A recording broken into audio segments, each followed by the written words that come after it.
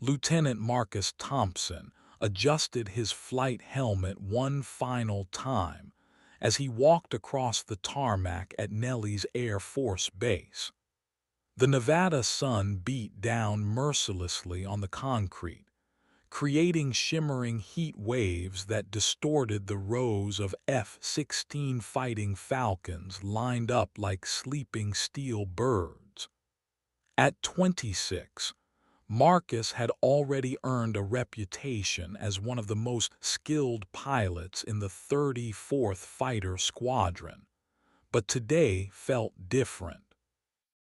Today, he was being transferred to a new unit under the command of Colonel Raymond Hartley, a man whose reputation preceded him like a dark cloud.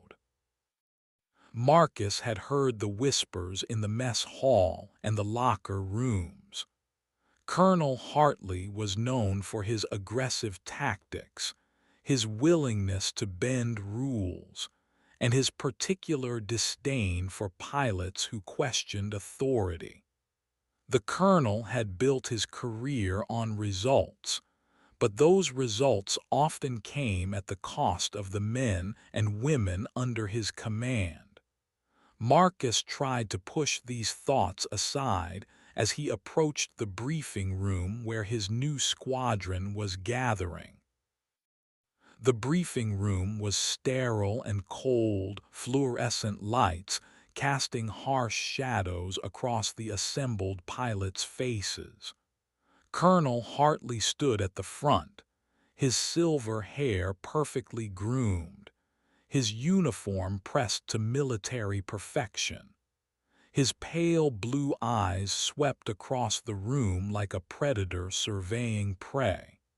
When his gaze landed on Marcus, there was something calculating in his expression, as if he were already measuring the young pilot for weaknesses. "Gentlemen," Colonel Hartley began, his voice carrying the authority of decades in the Air Force, "you are now part of Strike Wing Alpha. We are not your typical fighter squadron. We operate under different rules, different expectations, and different standards of success. Our mission is to test the limits of air superiority, to push beyond what conventional warfare doctrine considers possible." Marcus shifted uncomfortably in his seat. Something about the colonel's tone suggested they weren't just talking about standard military operations. The other pilots in the room seemed equally uneasy, exchanging glances that spoke of shared concern. "Our primary objective," the colonel continued, "is to develop and implement what we call controlled chaos tactics. We will create aerial networks that can overwhelm enemy defenses through coordinated strikes that appear random but are actually precisely calculated. Think of it as casting a net across the sky, but instead of catching fish, we're catching enemy aircraft." The presentation that followed was both impressive and troubling. Colonel Hartley outlined tactics that pushed the boundaries of acceptable risk, maneuvers that required pilots to fly closer to enemy positions than standard protocols allowed, and communication blackouts that would leave pilots isolated and vulnerable. Marcus found himself thinking about his mother, Captain Elena Thompson, who had served in the Air Force 20 years earlier. She had always taught him that the best pilots were those who knew when to push limits and when to respect them. As the briefing concluded, Marcus couldn't shake the feeling that he was about to become part of something that would challenge everything he believed about honor, duty, and the responsibility that came with wearing the uniform of the United States Air Force. The morning after the briefing, Marcus found himself paired with Captain Jake Morrison for their first training exercise under Colonel Hartley's new protocols. Jake was a veteran pilot, 10 years older than Marcus, with the kind of weathered face that came from too many hours in the cockpit and too many close calls. As they performed their pre-flight checks, Jake pulled Marcus aside. "Listen, kid," Jake said, his voice barely above a whisper. "I've been flying for 15 years, and I've never seen anything like what Hartley's proposing. These tactics he's talking about, they're not just dangerous, they're potentially illegal under the Geneva Convention. What he's calling controlled chaos sounds a lot like what we used to call reckless endangerment back when I was coming up." Marcus felt a chill run down his spine despite the desert heat. "What do you mean illegal?" "Think about it," Jake continued, checking to make sure they weren't being overheard. "He's talking about flying into civilian airspace, using communication blackouts that could endanger commercial aircraft, and creating chaos that could result in friendly fire incidents. The whole thing feels like he's trying to rewrite the rules of engagement without going through proper channels." The two pilots climbed into their aircraft, and Marcus found himself struggling to focus on the routine startup procedures. His mother's voice echoed in his mind, reminding him of the oath he had taken when he first put on the uniform, to support and defend the Constitution of the United States against all enemies, foreign and domestic. The question that haunted him was whether Colonel Hartley's tactics represented a defense of that Constitution or a betrayal of it. The training exercise began normally enough. Marcus and Jake were part of a 4-aircraft formation, tasked with intercepting a simulated enemy bomber. But as they approached the target area, Colonel Hartley's voice crackled over the radio with orders that made Marcus's blood run cold. "Strike Wing Alpha, you are authorized to engage using Protocol 7. Repeat, Protocol 7 is in effect." Protocol 7 hadn't been mentioned in any of their briefings, but the response from the other pilots suggested they knew what it meant. Marcus watched in horror as his fellow pilots began executing maneuvers that brought them dangerously close to a commercial airliner that was supposed to be well outside the exercise area. The controlled chaos Colonel Hartley had described was creating a situation where civilian lives were at risk. "Colonel, we have civilian traffic in the area," Marcus radioed, his voice tight with concern. "Negative, Strike Wing Alpha 4. Maintain radio silence and continue with Protocol 7. Marcus felt the weight of his mother's teachings, the responsibility of his oath, and the lives of innocent people all converging in this moment.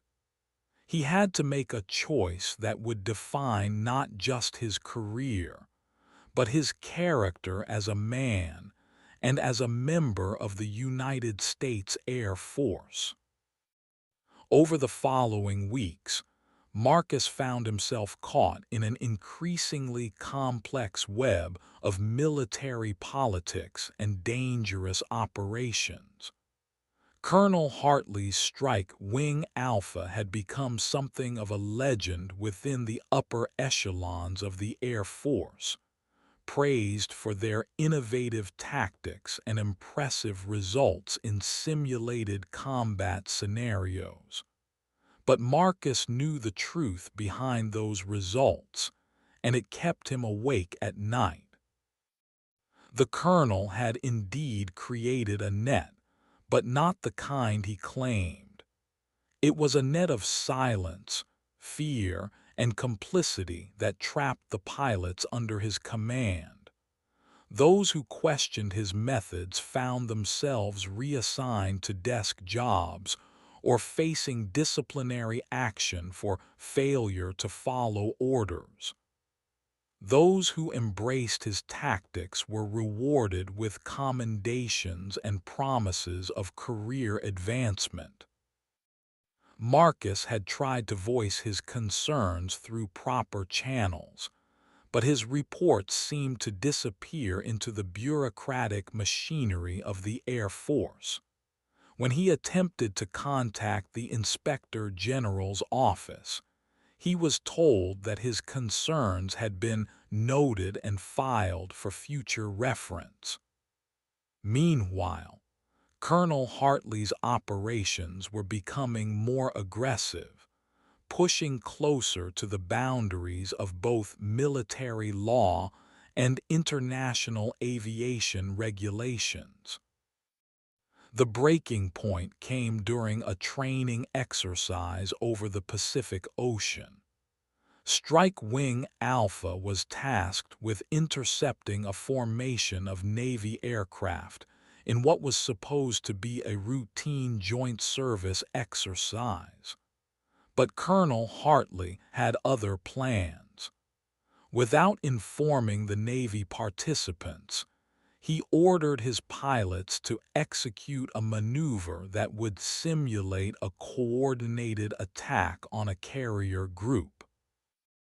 Marcus watched in horror as his fellow pilots followed orders that put them on a collision course with Navy FA-18 Super Hornets, whose pilots had no idea they were about to become part of Colonel Hartley's controlled chaos. The potential for a mid-air collision was enormous, and the political ramifications of simulating an attack on friendly forces without authorization could end careers and damage relationships between military branches. Colonel, the Navy aircraft are not aware of this scenario, Marcus radioed, his voice steady despite the adrenaline coursing through his system. That's the point, Alpha 4. In real combat, the enemy doesn't announce their intentions. This exercise will test our ability to create tactical surprise. Marcus realized that Colonel Hartley wasn't just bending rules. He was actively endangering military personnel and potentially creating an international incident. The net the colonel had created was tightening around everyone involved, and Marcus found himself at the center of a situation that would require him to choose between his career and his conscience. The moment of truth came when Marcus spotted something that changed everything. As he maneuvered his F-16 into position for what Colonel Hartley was calling a surprise intercept, he noticed the tail markings on one of the Navy aircraft below. The distinctive squadron insignia was one he recognized from his mother's old military photographs. VFA 213, the Black Lions, the unit where Captain Alina Thompson had served as a pilot 20 years earlier. The sight of his mother's old squadron crest painted on the tail of the Super Hornet below him was like a lightning bolt of clarity. Marcus suddenly understood that the net Colonel Hartley had created wasn't just trapping his own pilots. It was threatening to ensnare everyone, including the men and women who had served alongside his mother, who had upheld the same values and taken the same oath that Marcus had sworn to honor. In that moment, hovering 30,000 feet above the Pacific Ocean, Marcus made a decision that would change the trajectory of his military career and potentially save lives. He broke radio silence and transmitted on the emergency frequency that all military aircraft monitor. All aircraft, this is Air Force Alpha 4. Be advised there is an unauthorized tactical exercise in progress. Navy aircraft recommend immediate evasive action. This is not a drill. The response was immediate and chaotic. The Navy pilots, suddenly aware that they were part of an unannounced exercise, began taking defensive positions. Colonel Hartley's voice exploded over the radio, demanding to know who had broken protocol. The exercise devolved into confusion as pilots from both services tried to understand what was happening. Marcus knew that his career was likely over, but he also knew that he had prevented a potential disaster. As he flew back to base, he thought about his mother and the values she had instilled in him. The net that Colonel Hartley had created was beginning to unravel, and Marcus had pulled the first thread. The investigation that followed Marcus's actions during the Pacific exercise was swift and thorough. The Air Force Inspector General's office, suddenly faced with a formal complaint from the Navy about unauthorized combat simulations, launched a full inquiry into Strike Wing Alpha's operations. Marcus found himself at the center of a military justice proceeding that would determine not only his future, but the fate of Colonel Hartley's entire program. The hearing room at Nellis Air Force Base was filled with high-ranking officers from multiple branches of the military. Marcus sat at the defendant's table, his dress uniform perfectly pressed, his medals gleaming under the fluorescent lights. Across the room, Colonel Hartley sat with his legal team, his face a mask of controlled anger and barely concealed contempt. The prosecution, led by Major General Patricia Williams, laid out a case that painted Colonel Hartley as a rogue officer who had systematically violated military regulations and endangered personnel. They presented evidence of unauthorized flights into civilian airspace, communication blackouts that had confused air traffic control, and exercises that had pushed pilots beyond safe operational limits. Colonel Hartley, Major General Williams said during her opening statement, created what he called a net of tactical innovation. In reality, he created a web of deception that trapped his own pilots and endangered the lives of military personnel and civilians alike. The defense, led by Colonel Hartley's attorney, argued that everything the Strike Wing Alpha had done was within the bounds of military necessity and innovation. They portrayed Marcus as a disgruntled pilot who had endangered a vital military program out of personal animosity toward his commanding officer. As the hearing progressed, Marcus found himself testifying about the operations he had witnessed, the concerns he had raised, and the moment when he had seen his mother's old squadron Crest on the Navy aircraft. When he described that moment, the room fell silent. "Lieutenant Thompson," Major General Williams asked, "can you explain to the court why seeing that particular squadron insignia affected your decision to break radio silence?" Marcus took a deep breath, gathering his thoughts. "Ma'am, my mother served in VFA 213 20 years ago. She taught me that the military is not just about following orders. It's about protecting the people who serve alongside you and upholding the values that make our service meaningful.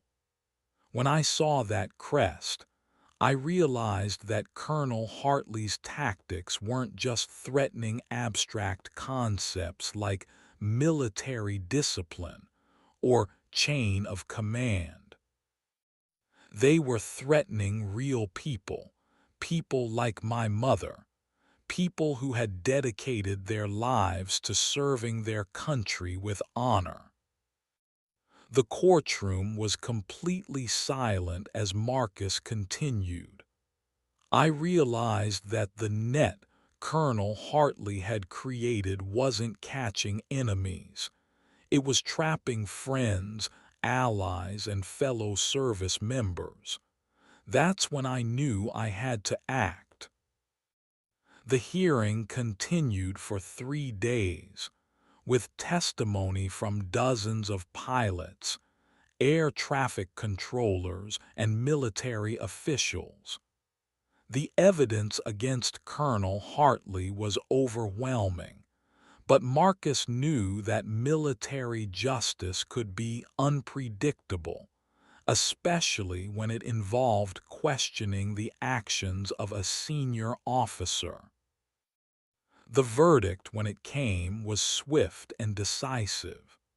Colonel Hartley was found guilty of multiple violations of military law, including reckless endangerment, violation of aviation safety protocols, and conduct unbecoming an officer. He was stripped of his command, reduced in rank, and forced to retire from the Air Force. Strike Wing Alpha was disbanded, and its pilots were reassigned to conventional units. Marcus, meanwhile, was cleared of all charges and commended for his actions during the Pacific exercise. The commendation specifically noted his courage in the face of institutional pressure and his commitment to the safety of military personnel and civilians. But the real vindication came a week after the hearing, when Marcus received a letter from Captain Elena Thompson, his mother, who had been following the case through military channels.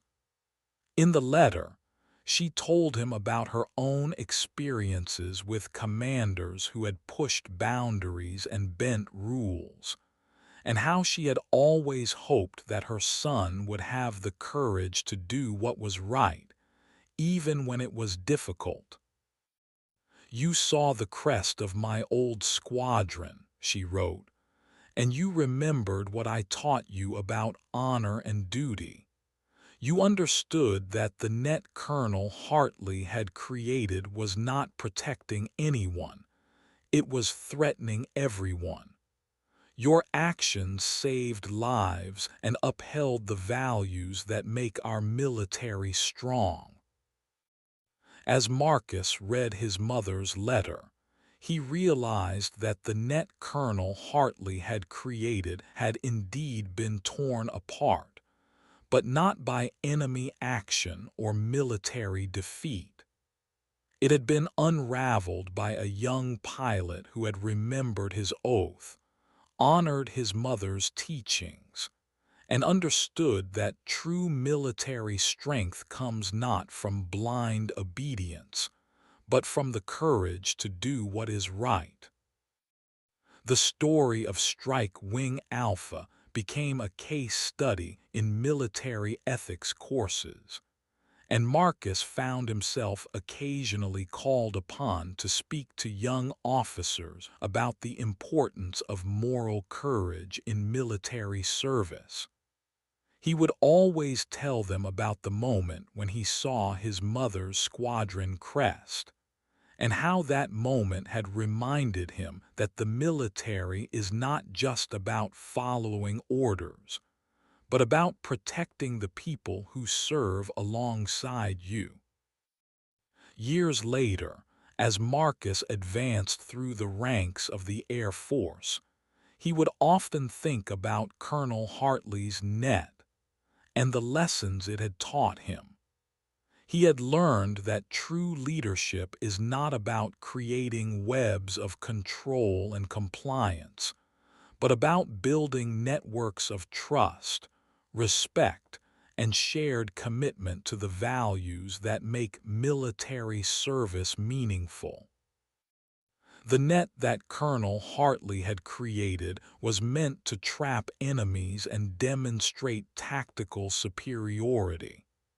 Instead, it had trapped the colonel himself, unraveled by a young pilot who had understood that the greatest victories are not won through deception and manipulation, but through honor, courage, and the willingness to stand up for what is right, even when the cost is high. Marcus Thompson had seen his mother's crest on that Navy aircraft, and in that moment, he had chosen to honor not just her memory, but the values she had taught him. The net had been torn apart, but the bonds of honor and duty that held the military together had been strengthened. In the end, that was the only victory that truly mattered. The aftermath of the Strike Wing Alpha investigation continued to ripple through the Air Force for months. Marcus found himself reassigned to a training command, where he worked with new pilots, teaching them not just the technical skills of flying, but the ethical foundations of military service. It was work that gave him deep satisfaction, knowing that he was helping to build a new generation of officers who understood the importance of moral courage. But the story was far from over. 6 months after Colonel Hartley's court-martial, Marcus received a call from Major General Williams, who had led the prosecution. She wanted to meet with him privately, and her tone suggested that this was not a routine conversation. They met at a small coffee shop off base, away from the formal atmosphere of military facilities. Major General Williams was a woman in her 50s, with silver hair and the kind of direct gaze that came from decades of making difficult decisions. She had been following Marcus's career since the investigation, and she had a proposition for him. "Lieutenant Thompson," she said, stirring her coffee thoughtfully, "the Air Force has learned some important lessons from the Strike Wing Alpha case. We've realized that we need better systems for identifying and addressing situations where commanders might be exceeding their authority or endangering personnel. We're creating a new program, and we want you to be part of it. The program she described was called the Military Ethics and Safety Initiative, designed to provide a confidential channel for service members to report concerns about dangerous or illegal orders. It would be staffed by officers who had demonstrated moral courage in their own careers, and it would have the authority to investigate and address problems before they escalated to the level of court-martial proceedings. Marcus was intrigued but cautious. "Ma'am, I appreciate the confidence, but I'm not sure I'm the right person for this kind of work. I'm a pilot, not an investigator." Major General Williams smiled. "That's exactly why you're the right person. You understand the operational realities that pilots face. You know what it's like to be in the cockpit when someone gives you an order that doesn't feel right. And you've proven that you have the courage to act on your convictions, even when it's difficult." The conversation continued for more than an hour, with Major General Williams explaining the scope and mission of the new program.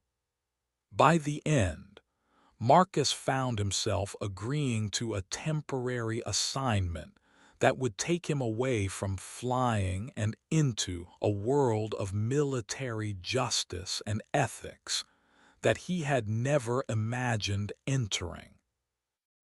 His first case with the Military Ethics and Safety Initiative came just 2 weeks after he reported for duty. A group of maintenance technicians at a base in Germany had reported that their supervisor was ordering them to sign off on aircraft inspections that hadn't been completed properly. The supervisor was under pressure to meet readiness targets, and he was cutting corners in ways that could compromise aircraft safety. Marcus flew to Germany and spent a week interviewing the technicians, reviewing maintenance records, and observing the unit's operations. What he found was a pattern of pressure from higher command that was trickling down to the enlisted personnel who were responsible for keeping aircraft airworthy. The maintenance supervisor wasn't malicious. He was trying to satisfy impossible demands from his superiors. The solution required delicate diplomacy and a deep understanding of how military bureaucracy worked. Marcus worked with the base commander to restructure the maintenance schedule, providing more realistic timelines while maintaining safety standards. He also ensured that the technicians who had reported the problem were protected from retaliation and recognized for their courage in coming forward. The case was resolved without courts-martial or careers being destroyed, but it reinforced Marcus's understanding of how easily good people could be trapped in systems that encouraged dangerous shortcuts. The net mentality that Colonel Hartley had embodied was not unique to Strike Wing Alpha. It existed throughout the military, wherever pressure to produce results overwhelmed concern for safety and ethics. Over the following months, Marcus handled cases involving everything from sexual harassment to financial fraud to safety violations. Each case was different, but they all shared common elements. People in positions of authority who had lost sight of their responsibilities to the people under their command, and junior personnel who were trapped in systems that discouraged them from speaking up. The work was challenging and sometimes heartbreaking, but Marcus found it deeply meaningful. He was using the lessons he had learned from his mother and from his confrontation with Colonel Hartley to help other service members navigate the complex ethical challenges of military life. One evening, as Marcus sat in his office reviewing files, he received a call from an unexpected source. It was Captain Jake Morrison, his old squadron mate from Strike Wing Alpha. Jake had been reassigned to a fighter squadron in Alaska, and he had been following Marcus's new career through the military's informal network of pilot gossip. "Marcus," Jake said, his voice carrying the familiar mix of humor and seriousness that Marcus remembered. "I wanted to call and thank you for what you did. Not just during that Pacific exercise, but for everything that came after. The program you're working on, it's making a difference. Pilots are talking about it, and they know they have somewhere to go if they run into another Colonel Hartley." The conversation reminded Marcus of how interconnected the military community was, and how actions in one place could have consequences far beyond what anyone might expect. His decision to break radio silence over the Pacific Ocean had not only ended Colonel Hartley's dangerous program, but had also contributed to creating a system that could prevent similar situations in the future. As Marcus hung up the phone, he thought about the concept of networks and nets that had defined his confrontation with Colonel Hartley.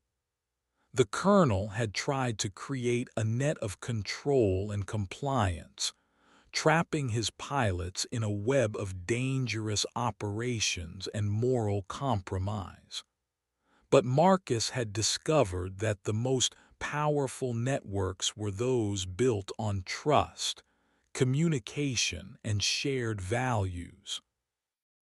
The Military Ethics and Safety Initiative was itself a kind of network, connecting service members across the globe who shared a commitment to doing what was right.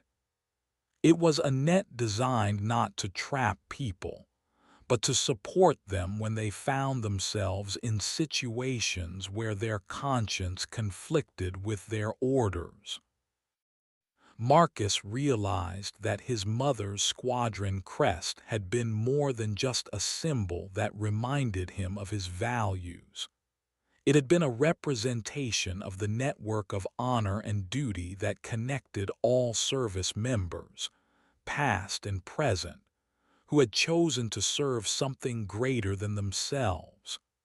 When he had seen that crest on the Navy aircraft, he had remembered that he was part of something larger than Strike Wing Alpha, larger than Colonel Hartley's ambitions, larger than his own career concerns. The net that Colonel Hartley had created had been torn apart, but the network of honor and duty that held the military together had been strengthened. And Marcus Thompson, the pilot who had seen his mother's crest and remembered his oath, had played a crucial role in weaving that network back together. The final chapter of Marcus's story with the Military Ethics and Safety Initiative came 2 years after he had first joined the program. He had been promoted to captain and was now leading a team of investigators who handled some of the most sensitive cases in the military. His reputation for fairness and integrity had spread throughout the Air Force, and he had become known as someone who could be trusted to handle difficult situations with discretion and wisdom. The case that would define his tenure with the program involved a situation that was remarkably similar to what he had experienced with Strike Wing Alpha. A squadron commander at a base in Japan had been conducting unauthorized exercises that put both military personnel and civilian aircraft at risk.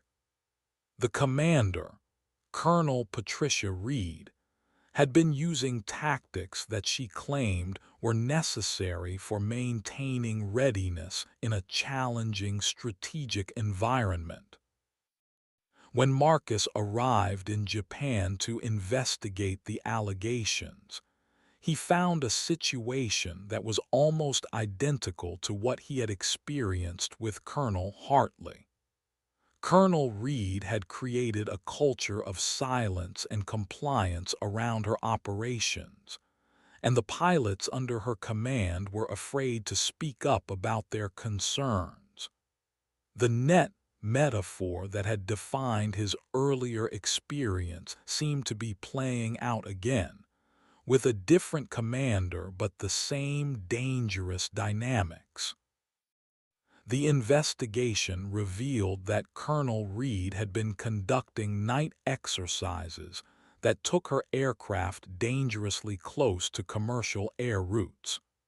She had been using communication blackouts that confused air traffic control, and she had been pushing her pilots to fly in weather conditions that exceeded safety guidelines.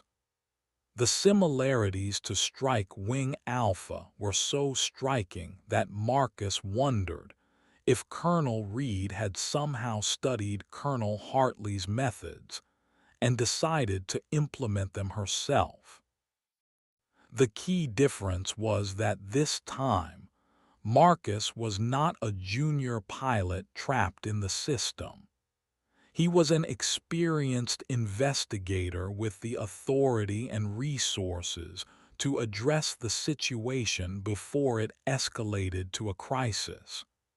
He worked carefully to build trust with the pilots who had reported concerns, ensuring that they felt safe to provide testimony about what they had witnessed.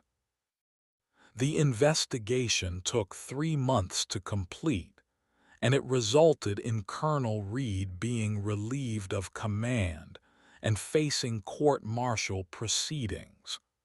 But Marcus's greatest satisfaction came from the fact that the situation had been resolved without anyone being injured or killed.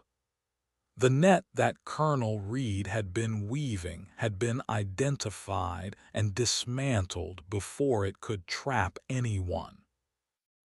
As Marcus prepared to leave Japan and return to his headquarters, he received a visit from one of the pilots who had reported the initial concerns about Colonel Reed's operations. Lieutenant Sarah Mitchell was a young F-16 pilot who reminded Marcus of himself at that age. Talented, dedicated, and struggling to navigate the complex ethical challenges of military service. "Captain Thompson," she said, "I wanted to thank you for taking our concerns seriously. I know that speaking up about a commanding officer is never easy, but you made it possible for us to do the right thing without destroying our careers." Marcus looked at the young pilot and saw something of his younger self in her earnest expression. "Lieutenant Mitchell, what you did took courage. You saw something that was wrong, and you found a way to address it through proper channels. That's exactly what military service is supposed to be about." As they talked, Marcus learned that Lieutenant Mitchell's father had been a pilot in the Navy, and that she had grown up hearing stories about the importance of integrity and moral courage in military service. Her decision to report Colonel Reed's dangerous tactics had been influenced by the same kind of family values that had guided Marcus's own actions years earlier. The conversation reminded Marcus of the cyclical nature of military service, how lessons learned by one generation were passed down to the next, and how the network of honor and duty that connected all service members continued to evolve and strengthen over time. Lieutenant Mitchell was part of a new generation of military officers who understood that following orders was important, but that blind obedience was dangerous. Marcus returned to his headquarters with a renewed sense of purpose. The Military Ethics and Safety Initiative had grown from a small experimental program to a vital part of the Air Force's institutional culture. The lessons learned from cases like Strike Wing Alpha and Colonel Reed's squadron were being incorporated into training programs for new officers, and the military was becoming better at identifying and addressing situations where commanders might be exceeding their authority. The final report on Colonel Reed's case included a recommendation that became standard policy throughout the Air Force. Any exercise or operation that deviated significantly from established protocols would require approval from multiple levels of command and would be subject to independent safety review. It was a simple change, but it represented a fundamental shift in how the military approached the balance between operational flexibility and safety.